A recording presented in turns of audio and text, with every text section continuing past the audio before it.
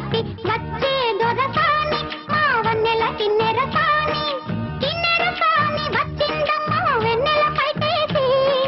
కిన్నెర సాని వచ్చిందమ్మా వెన్నెల పైటేసి